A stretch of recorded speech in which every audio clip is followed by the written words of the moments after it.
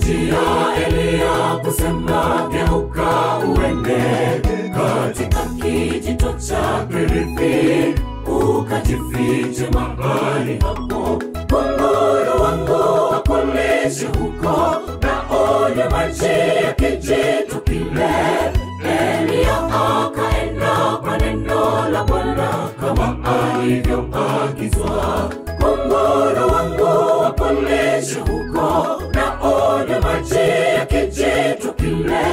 Elia akaenda kwa neno la Bwana kama alivyoagizwa. Kwa kuwa Bwana Mungu alisema, pipa la unga halitapungua, wala mafuta katika chupa yako kamwe hayatakupungukia. Ndivyo ilivyo kwa ahadi zake Mungu Baba, hazina kikomo. Kwa wale wamchao yeye Muumba, kamwe haziwezi kupungua. Kwa kuwa Bwana Mungu alisema, pipa la unga halitapungua, wala mafuta katika chupa yako kamwe hayatakupungukia. Ndivyo ilivyo kwa ahadi zake Mungu Baba, hazina kikomo. Kwa wale wamchao yeye Muumba, kamwe haziwezi kupungua.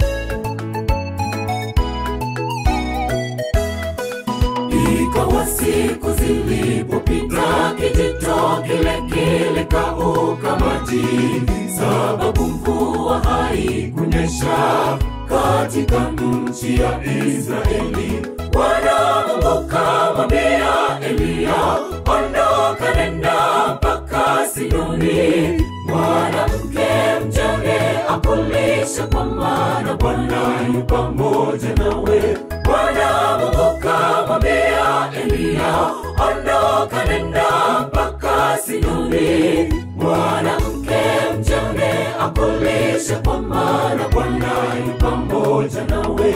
Kwa kuwa Bwana Mungu alisema, pipa la unga halitapungua, wala mafuta katika chupa yako kamwe hayatakupungukia.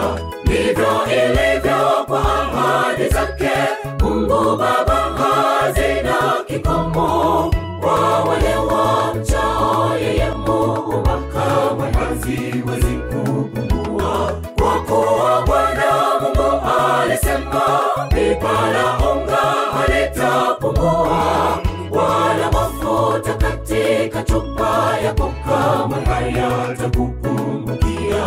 Ndivyo ilivyo kwa ahadi zake Mungu Baba, hazina kikomo. Kwa wale wamchao yeye Muumba, kamwe haziwezi kupungua. Kwa kuwa Bwana Mungu alisema, pipa la unga halitapungua, wala mafuta katika chupa yako kamwe hayatakupungukia.